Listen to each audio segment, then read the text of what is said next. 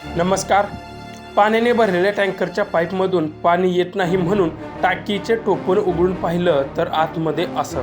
हडपसर येथे गुरुवारी सकाळी पुरुषोत्तम ससाने यांनी रामटेकडी इथे टँकरमध्ये पाणी भरले आणि फुरसुंगीतील सचिन कामटे यांच्या घरी पाणी सोडण्यासाठी टँकर घेऊन गेले आणि टँकरचा पाण्याचा वॉल्व चालू केला, परंतु पाणी काही त्यातून येईना.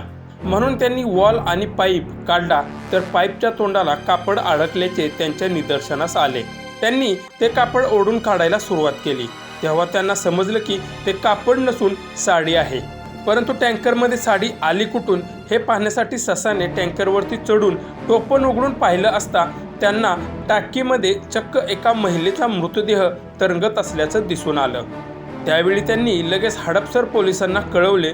त्यानंतर पोलीसही घटनास्थळी लगेच दाखल झाले आणि मृतदेह शवविच्छेदनासाठी ससून रुग्णालयात पाठवला.